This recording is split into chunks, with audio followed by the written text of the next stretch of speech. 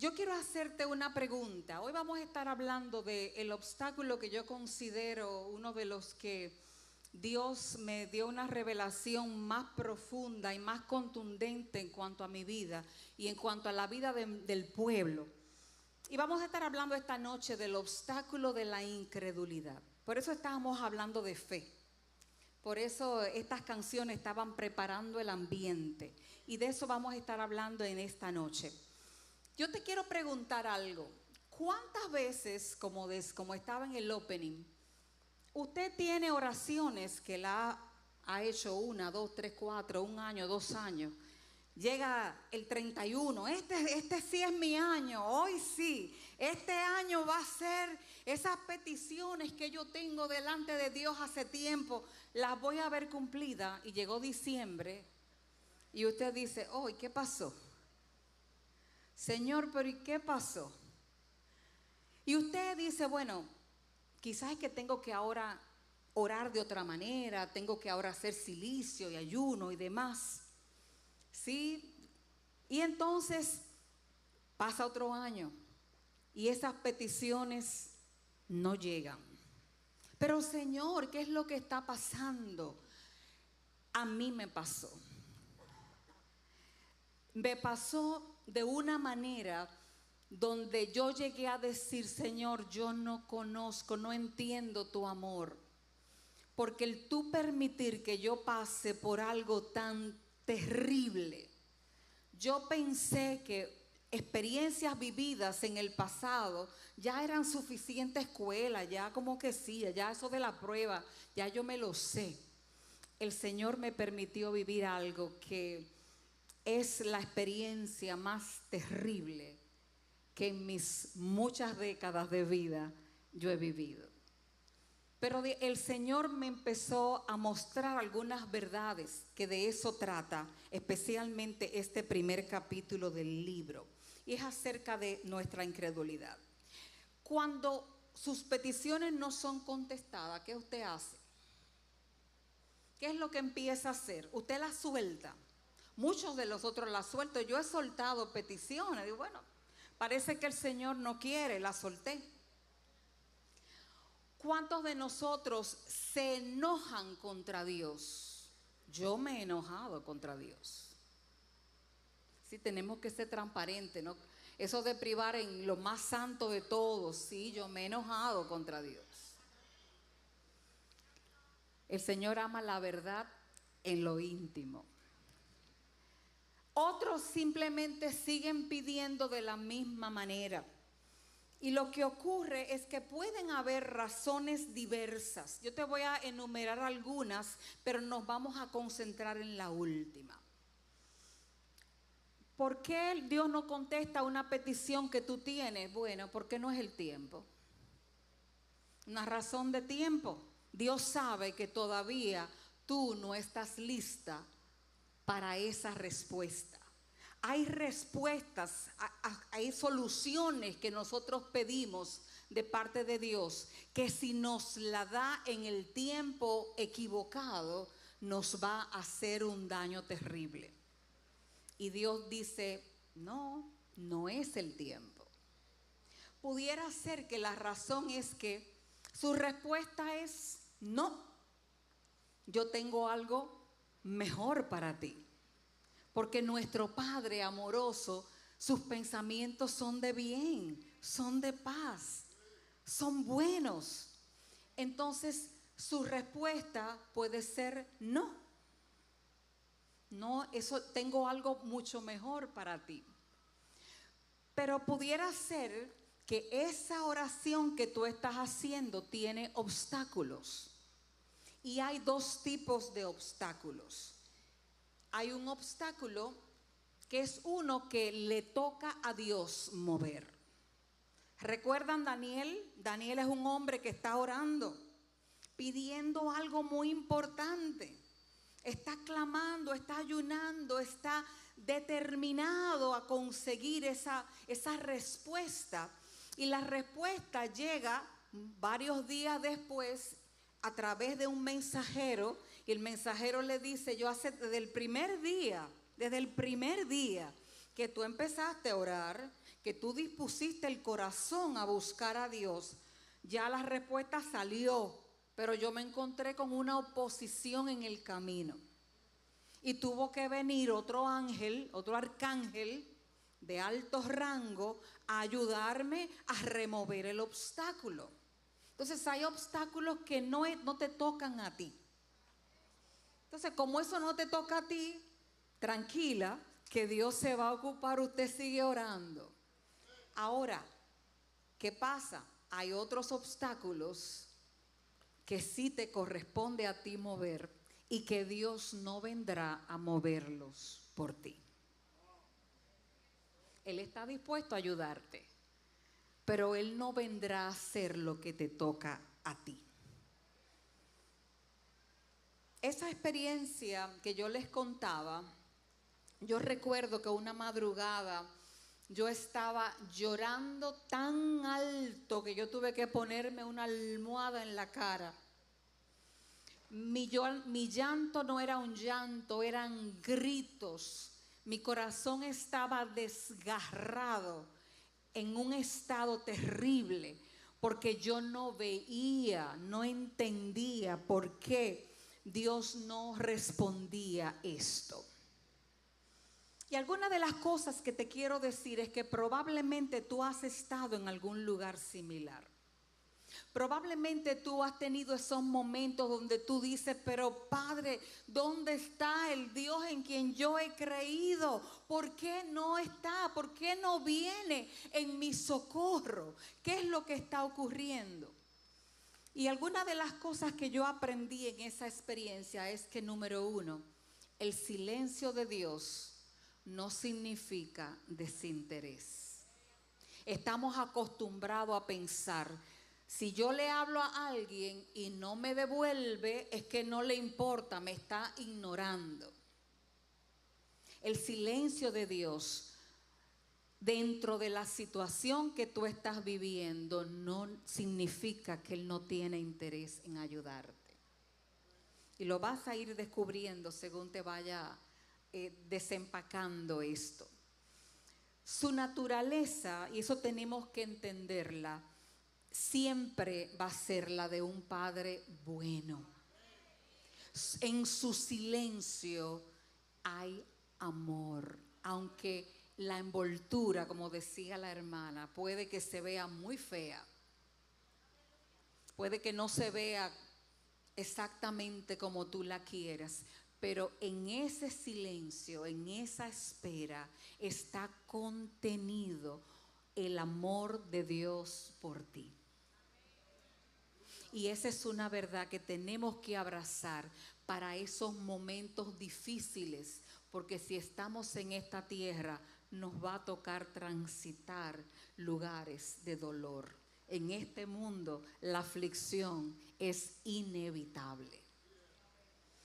Lo siguiente es que en esa espera se presenta algo de lo que te quiero hablar esta noche. En esa espera aparece el obstáculo más grande o más difícil que en mi caso yo encontré. ¿Qué es lo que pasa? Cuando me está doliendo algo, yo necesito una solución, necesito que Dios venga en mi auxilio, pero al esto no ocurrir en la velocidad que yo quiero, empiezan a surgir pensamientos en mi mente que empiezan a dudar del carácter de Dios, del poder de Dios, de la disposición de Dios para venir en auxilio. Ahí se presenta el obstáculo de la incredulidad. Mi tránsito por ese lugar tan doloroso me enseñó cuán incrédula yo soy. Y usted me dirá, ¿cómo así, Ángela? Sí, somos creyentes que tenemos dosis de incredulidad enorme de la que no estamos conscientes. Esos momentos duros hacen emerger lo que hay en nuestro corazón para que lo veamos y así Dios pueda sanarlo. si no pasamos por ahí, no nos damos cuenta de cuánta incredulidad nos habita. Ahora yo te voy a preguntar, ¿falta de fe es lo mismo que incredulidad? ¿Creen ustedes que es lo mismo? Pues les cuento que no. Falta de fe e incredulidad no es lo mismo. Y vamos a ir por las escrituras a ver varios lugares en que vemos cómo en el mismo individuo, en la misma persona, en la misma escena, en la misma conversación, se presentan comentarios que hablan de una gran fe y al mismo tiempo de gran incredulidad. Nosotros bailamos entre una cosa y otra. Aunque nos encante mostrar, no, yo estoy firme, bendecida y en victoria, pero con grandes dudas por dentro, porque nos hemos acostumbrado a este ropaje religioso que muestra que está siempre todo muy bien. Falta de fe o incredulidad. Vamos a ver un versículo en Marcos 9:24. Esa historia usted la conoce muy seguramente. Aquí está hablando de cómo un hombre que tenía a su hijo endemoniado le trae su hijo a las personas que tenían el entrenamiento mejor, mayor en el mundo en liberación, los discípulos. Habían recibido un entrenamiento de ahí a ahí con el Señor. Y ese padre le trae a su hijo para liberarlo. Bueno, ellos trataron, no pudieron, y en eso baja el Señor del monte que estaba en aquella escena de la transfiguración. Y el padre le dice, mira, yo traje a mi hijo a los discípulos y ellos no han podido sanarlo, no han podido liberarlo. Y este hombre está pidiéndole al Señor este milagro, y el Señor le contesta, mira, al que cree, todo le es posible. Así es que es un tema de creer, es lo que le está diciendo el Señor. Y el hombre confiesa esto que aparece aquí, dice, sí, creo, pero ayúdame a superar mi incredulidad. ¿Cómo así? ¿Cree o no cree? ¿Sí? Sí, creo. Yo tengo una cierta medida de fe, pero también en mí opera la incredulidad. La incredulidad se nutre de lo que nuestros sentidos pueden ver, de lo que nuestra mente natural percibe y procesa. Pero Ángela, el Señor me sanó. Yo creo que Él me sanó. Bueno, pero cada vez que me duele esa pierna que supuestamente Él me sanó, yo me pregunto, ¿será verdad que Dios me sanó? Entonces, le damos mucho valor a lo que sentimos, a lo que vemos, a lo que pensamos. Y eso alimenta nuestra incredulidad. El padre decía, creo, pero lo estoy mirando que se está revolcando, que está gritando y que parece que no hay forma de sanarlo. Pero él dice, ayúdame a superar mi incredulidad. Qué bueno que podemos pensar que nuestro Padre está dispuesto a ayudarnos con nuestra incredulidad. Yo descubrí esto. Gracias, Señor, porque sé que tú puedes ayudarme con mi incredulidad cada vez que ella emerge, cada vez que aparece. La realidad es que la incredulidad vive en nosotros juntamente con la fe. Habita en nosotros la incredulidad y la fe al mismo tiempo. Así como tenemos una carne que desea y anhela el pecado, y tenemos el espíritu que ha sido vivificado, ese nuevo hombre que anhela a Dios, que lo quiere, que quiere estar siempre con Él, y eso está en guerra uno con otro. De la misma manera la incredulidad y la fe operan en nosotros al mismo tiempo. Les voy a contar esa misma situación, pero en otro pasaje. La historia de Marta, que está en Juan 11. Usted conoce la historia. Marta, la hermana de Lázaro. Imagínense, Marta, María y Lázaro, 3 hermanos, amigos cercanos del Señor Jesús. Lázaro se enferma, el Señor Jesús está por allá en su viaje misionero, lo mandan a llamar y él se queda más tiempo. Él se hizo esperar hasta que Lázaro muere. Y entonces el Señor dice, Lázaro está durmiendo, voy a despertarlo. Y tiene un encuentro en el versículo 21 con Marta. Su hermana, cuando se enteró que él estaba cerca, corrió a hablar con él. Y miren lo que Marta le dice. Marta dijo a Jesús, Señor, si hubieses estado aquí, mi hermano no habría muerto. Eso habla de fe. Ella sabía que él tenía el poder de sanar a su hermano.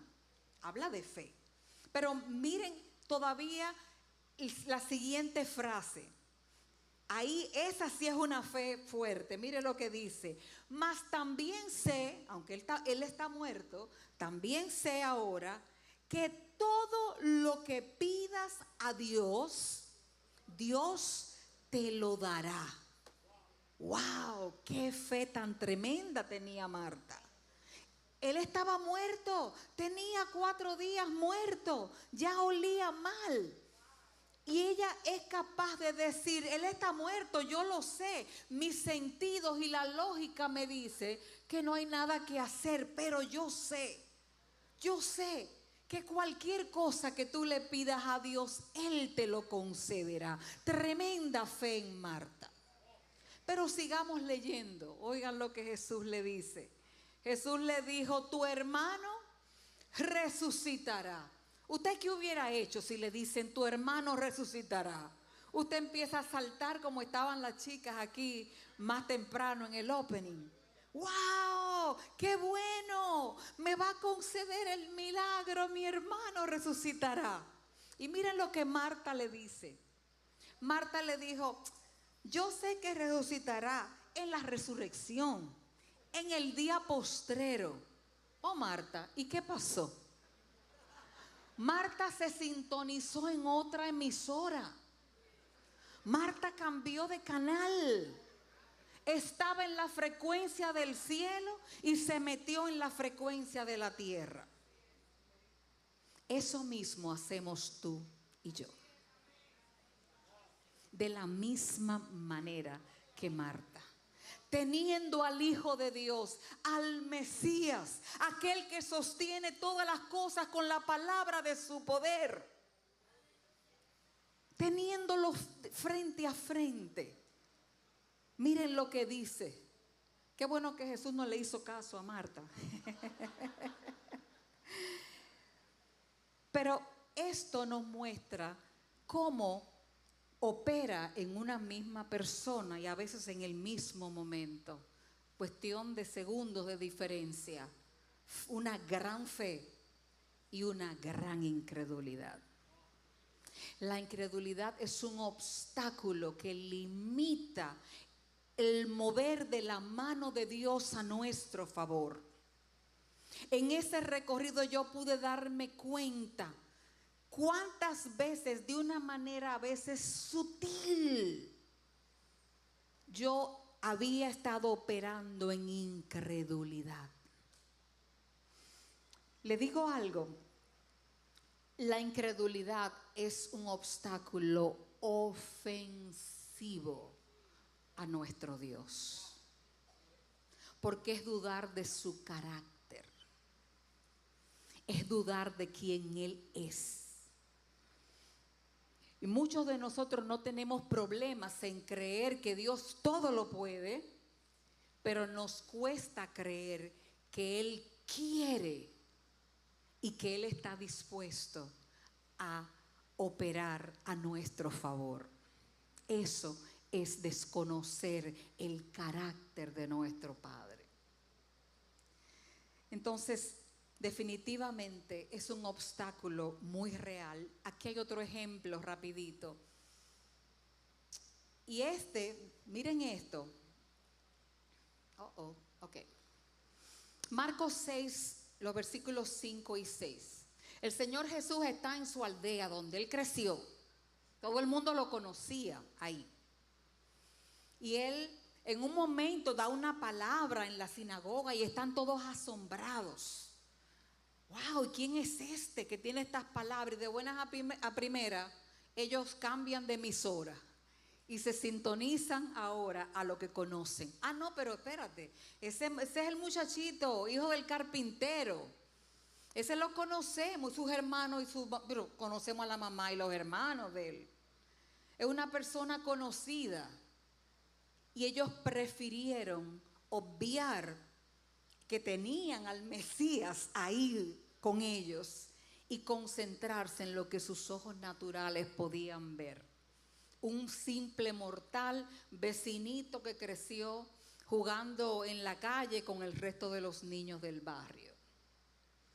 Y miren lo que dice este versículo. A causa de eso dice, y no pudo hacer allí milagro, salvo que sanó a unos pocos enfermos, poniendo las manos sobre ellos. Y mire esto, y estaba asombrado de la incredulidad de ellos, y recorría las aldeas de alrededor enseñando.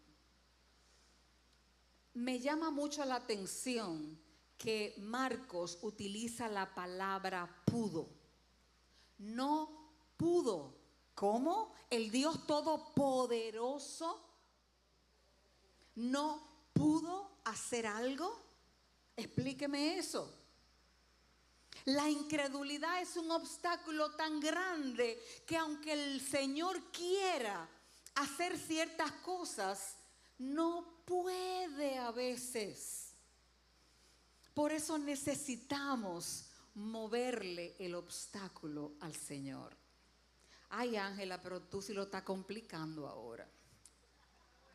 Veo unas caritas preocupadas por ahí. No se preocupen, que la solución el Señor también nos la da.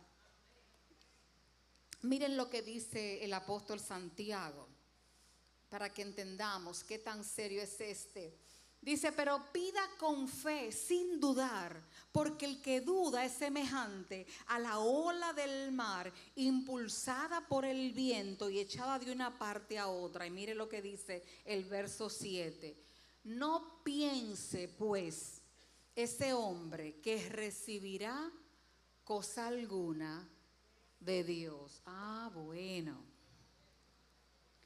Muchas peticiones que están listas, empacadas, dispuestas para ti, han sido frenadas por tu incredulidad. Muchas respuestas que yo he necesitado en mi vida, Dios me fue mostrando cómo mi incredulidad fue el obstáculo que impidió que esas bendiciones llegaran a mis manos.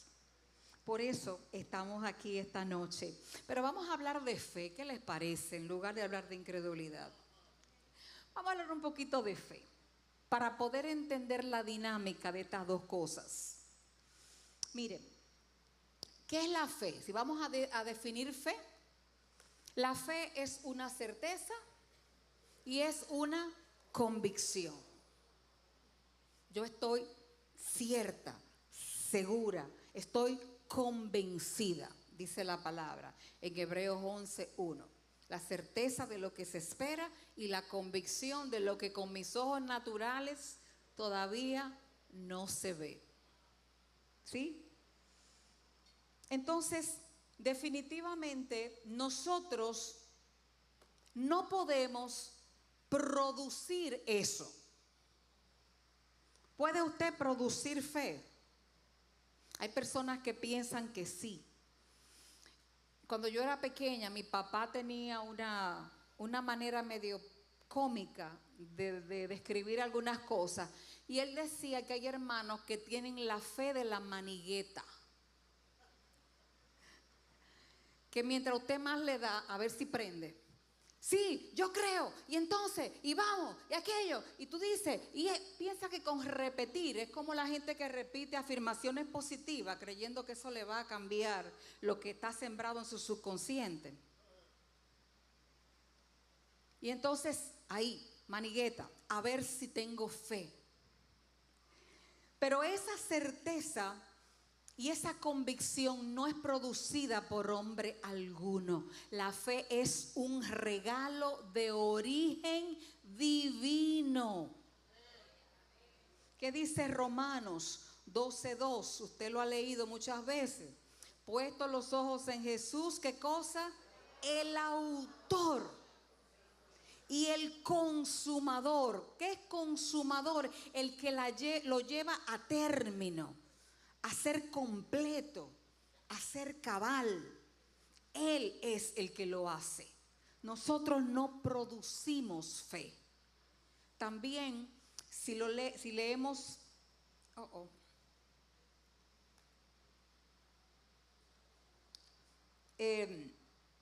en Romanos 12:3 también dice esto: digo pues, por la gracia que me es dada a cada cual que está entre vosotros, que no tenga más alto concepto de sí que el que debe tener, sino que piense de sí con cordura. Y miren esto, a esto que quiero detenerme.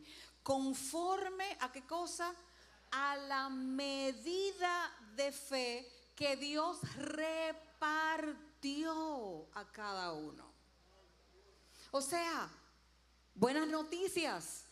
Se te instaló, se te hizo un depósito de fe que viene del cielo, que es suficientemente poderosa para decirle a un árbol sicómoro con raíces profundas y enormes: desarráigate de aquí y plántate en el mar. Con una gotita tan pequeñita como un grano de mostaza de esa fe, podemos mover montes. Se nos depositó. Ahora, ¿cuál es el problema? El problema es que muchos de nosotros no operamos en esa fe, no operamos desde esa frecuencia. Y es parte de lo que Dios quiere hacer. ¿Qué más podemos decir de la fe? Cuando la palabra habla de fe, hay otra forma, hay otro significado que tiene.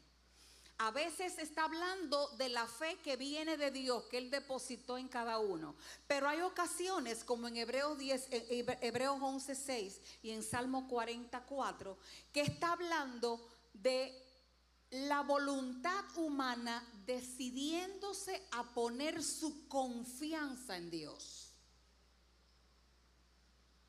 O sea, usted puede decidir confiar en alguien. Eso es una decisión de su voluntad. O usted puede decir: no, yo no quiero creer. Entonces hay lugares cuando que la palabra lo dice, que está refiriéndose a la decisión de confiar en Dios. Eso no lo va a hacer nadie por ti. Esa parte te toca a ti. Dios te dio un depósito, pero tú eres que sabes si lo usas o no lo usas.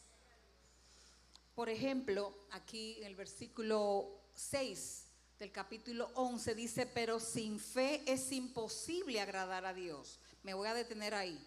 Yo te pregunto, si estuviera hablando de la fe que Él nos depositó, ¿tendría sentido esto?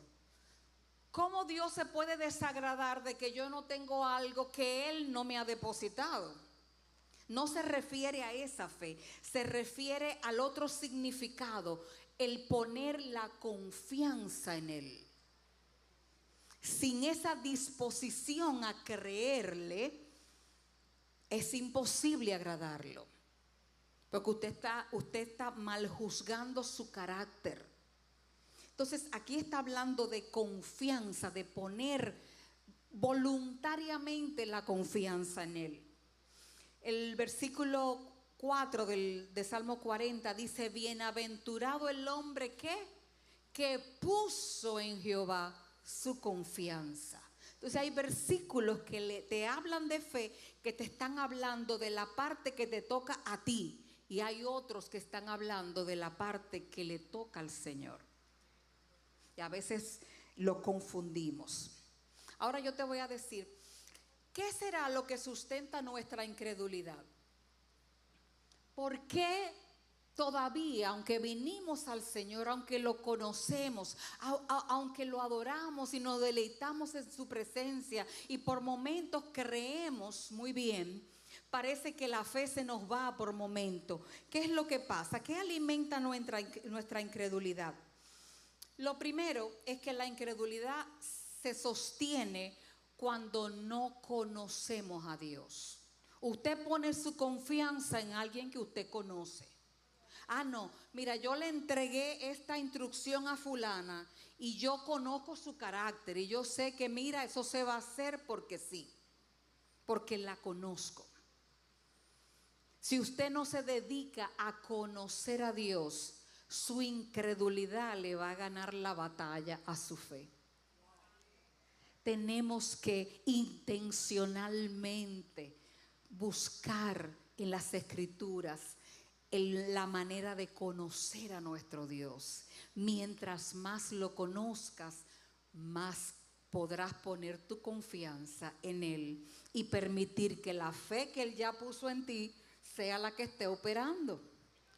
Entonces necesitamos eso. Esa falta de conocimiento nos produce incredulidad. Lo siguiente es creer algo erróneo. Usted puede tener conocimiento, pero tener conocimiento erróneo. Le voy a contar una experiencia para ilustrárselo. En una ocasión, una hermana estaba pasando por una situación financiera bien difícil, muy difícil.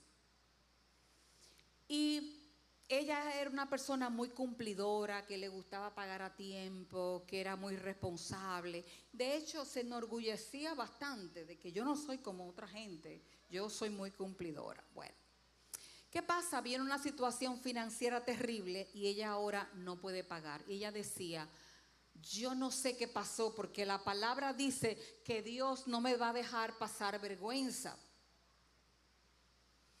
¿Por qué Él está permitiendo que yo pase esta vergüenza? Si la palabra dice que yo no debo pasar vergüenza. Ella tenía una creencia errónea. La palabra dice que Él no nos dejará en vergüenza. Pero hay momentos en que para Dios es más importante remover ese sentimiento de yo soy mejor que el resto, esa altivez en el corazón, que tú pases un par de vergüenzas. Entonces, sí. Nosotros estamos plagados de pseudodoctrinas que nos hemos inventado, porque oímos a alguien quizás sin mucho conocimiento explicando algo, porque leímos a medias las Escrituras, porque nos agarramos del versículo que más me conviene y nos olvidamos que es la suma de tu palabra. Es todo. Una cosa complementa a la otra. Entonces, creer erróneamente sustenta nuestra incredulidad. Si yo creo mal, si yo no estoy anclada en la verdad de Dios, eso va a alimentar mi incredulidad. Lo siguiente es cuando nos guiamos más por nuestros sentidos, lo que veo, lo que oigo, lo que entiendo, lo que siento. Usted se imagina a Pablo y Silas en aquel pozo, oliendo excremento, porque por ahí pasaban las aguas negras de la ciudad. Era en lo más profundo del calabozo que estaban. Azotados, golpeados, en una posición incómoda en un cepo.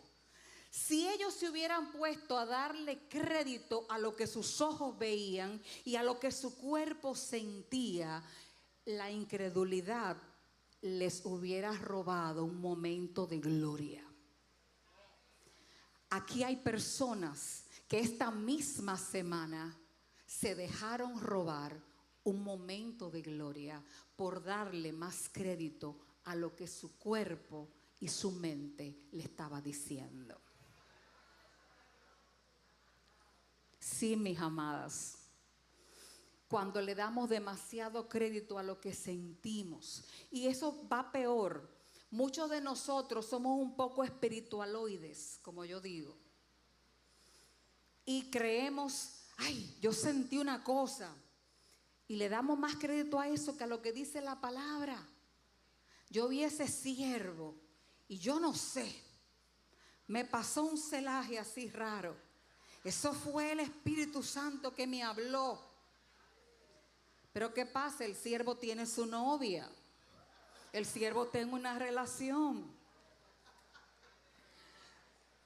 Pero muchos de nosotros amamos las sensaciones y no nos apoyamos en lo que es cierto, que es aquello que sale de la boca de Dios.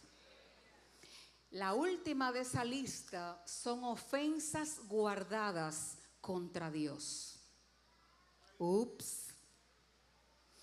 Yo conozco personas que su vida se apagó, su crecimiento espiritual se estancó a causa de una ofensa, porque algo pasó en sus vidas que no era lo que ellos esperaban. Conozco el caso de una persona a quien le tengo aprecio, que en su juventud era un hombre a quien se le veía el brillo de la gloria de Dios, pero él tropezó en el nacimiento de un hijo con situaciones especiales. Él no podía entender a ese Dios y él decidió ofenderse con Dios. Y eso le costó desviarse por completo de los sueños que Dios tenía para su vida. Muchos de nosotros quizás no nos vamos al mundo, pero nos quedamos ahí. Y bueno, estoy aquí, pero este culto está como flojo, está como frío, esto como que no tiene nada.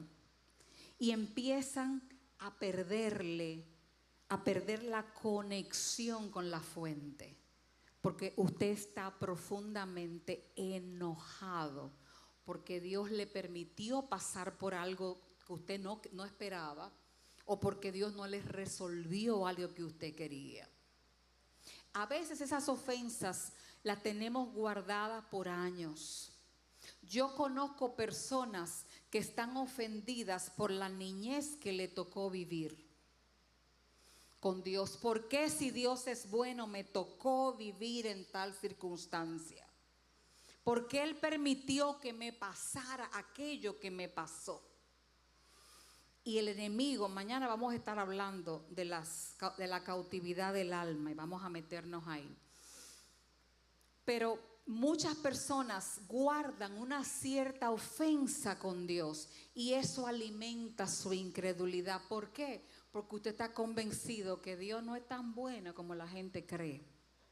Aunque no lo diga de boca, su corazón le dio espacio a esa mentira. Entonces, nuestra incredulidad es sustentada por todo esto. Se mueve. Ahora, bueno, ¿cómo movemos estos obstáculos? ¿Qué hacemos con ellos? Lo primero es que necesitamos renovar el entendimiento. Necesitamos decir, Señor, lo que yo he entendido hasta ahora de mi situación es así, esa que tú trajiste hoy, esa que te está atormentando, la manera como la estoy enfocando, necesito que tú me renueves la visión. ¿Cómo es que tú la ves? Y claro, la palabra es el mejor lugar para ir a ver qué piensa Dios, cómo Dios ve las cosas. Pero muchos de nosotros leemos la palabra como un libro de poesía que no aplicamos a nuestra situación diaria, que no aplicamos a eso que nos duele. No nos atrevemos a preguntarle a Dios, Señor, si yo soy la que estoy equivocada, ven, dímelo. Hay una oración que es buenísima, yo se la recomiendo. Señor, si yo soy la que estoy extraviada, corrígeme. Corrígeme. Cámbiame la manera como estoy entendiendo mi vida. Cámbiame la forma como estoy entendiendo mi relación contigo. Te necesito. Y vaya a la palabra a encontrarse con Él y con su verdad. Él le va a hablar. Él es maravilloso hablándonos en las escrituras. Lo siguiente es que para poder mover este obstáculo, necesitas renunciar a que tus sentidos sean los que te guíen. Ya no más ser guiados por lo que siento. Ya no más ser guiado por lo que pienso. Les cuento, volviendo a mi experiencia que les dije.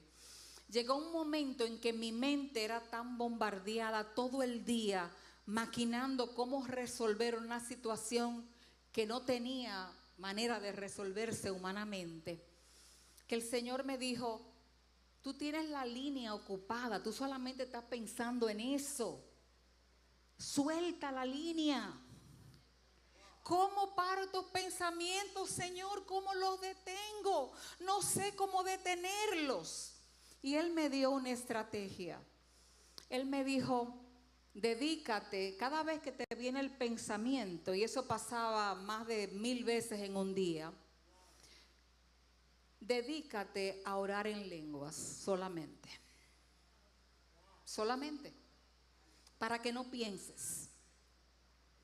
Desconéctate de lo que tu mente racional te está queriendo decir, de cómo solucionarlo. En mi caso fue esa, en la suya puede ser otra: cantar, citar la palabra, recitar, no lo sé, pero desconecte su mente del problema. Suéltelo. Yo pasaba horas hablando en lengua. Cualquiera diría: esta está loca. Pero era la única manera de que mi mente no me llevara a la incredulidad que estaba impidiendo la respuesta de Dios, que yo necesitaba con urgencia. Y empezaba a hablar en lenguas y el pensamiento me venía y Señor, hasta que finalmente mi mente fue liberada y pude empezar a escuchar de nuevo la voz de mi Señor. Aquí hay personas que su mente ha estado en ese ciclo.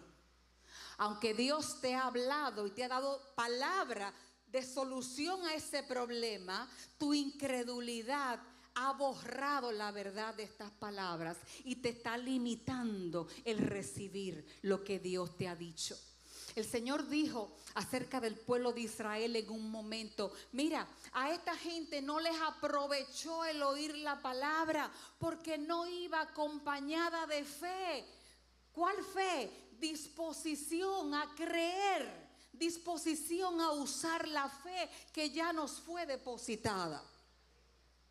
Cada palabra que sale de la boca de Dios, de parte nuestra tiene que haber una disposición a creerla, a abrazarla, a decir: Señor, aunque no siento, aunque no veo, aunque esto está más oscuro que ayer, aunque mi cuerpo se está desgastando día por día, se está desbaratando, yo todavía creo en tu palabra.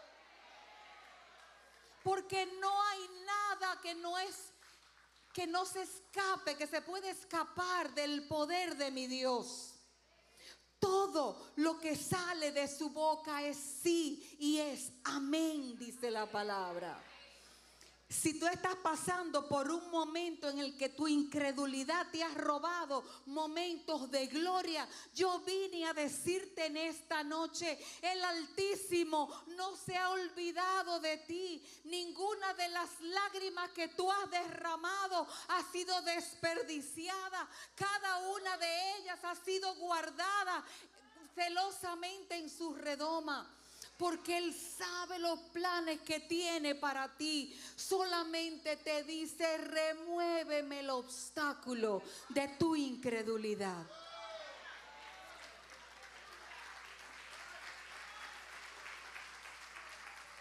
No me digas: Ángela, es que yo soy humana, yo siento. No, mi hermana, usted no es humana.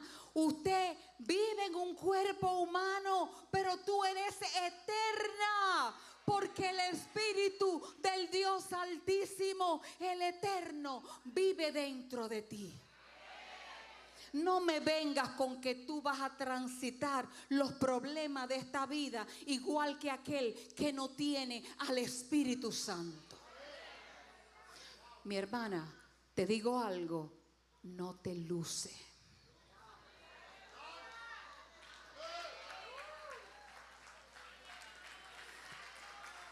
Sí. Cuando yo oigo a una gente: yo soy humana, eso de humano, eso es por un rato, eso es un ratito. Usted como humano, sí, usted va a llorar y sí se va a quebrar, pero usted no se va a quedar ahí. Usted tiene otra frecuencia a la que usted se puede conectar. Usted puede funcionar de otro lado. Pero si usted se quiere quedar lamiéndose las heridas: ay, pobrecita de mí. No. Suelta el dejarte guiar por lo que sientes y lo que piensas. Tú tienes un Espíritu Santo que sus pensamientos son mucho más altos que los tuyos. Lo siguiente: ¿cómo removemos este obstáculo? Resolviendo esas ofensas que tú tienes guardadas con Dios. Algunas ya se te olvidaron. Y esta noche tú vas a necesitar decirle al Espíritu Santo: Espíritu Santo, ven a recordarme lo que yo decidí sepultar en mi subconsciente. Ese dolor profundo que yo tuve en un momento que Dios no me asistió como yo pensaba. Esa ofensa que yo tomé porque permitió que en la iglesia tal o cual me hicieran esto o aquello. Esa ofensa que yo tengo porque el Señor no viene en respuesta, en rescate mío de esta situación que tengo con mi jefe, con mis hijos, con mi esposo. Esa ofensa hay que resolverla. Porque mientras estés anclada ahí, algo profundo, hasta inconsciente dentro de ti, te está gritando: Dios no es tan bueno como Él dice. Y eso alimenta tu incredulidad. Dios quiere que tú resuelvas eso. Y lo siguiente es que cada día, esa es una de mis oraciones diarias, hay que hacer como ese hombre: Señor, yo te rindo mi incredulidad, te la traigo.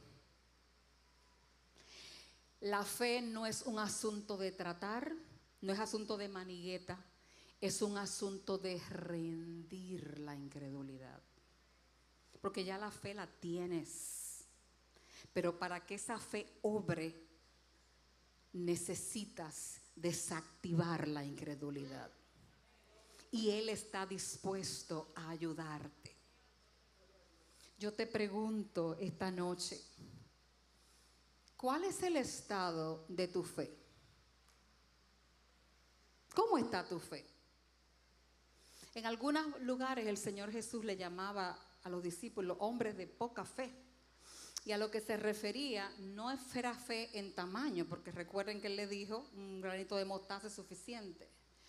Poca fe en acción, poca fe viva, poca fe en función.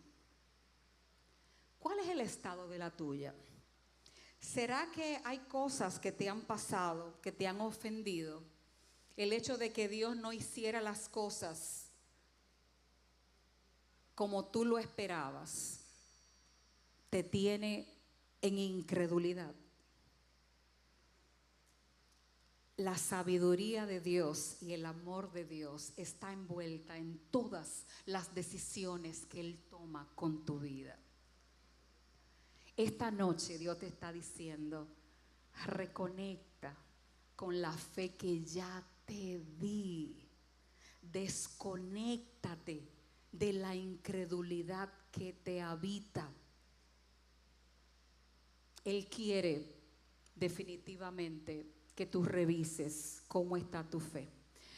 Dios te ha dado una medida de fe, pero te toca a ti y a mí lidiar con la incredulidad. Él está ahí para nosotros. Atrévete a poner tu confianza en el único fiel y verdadero.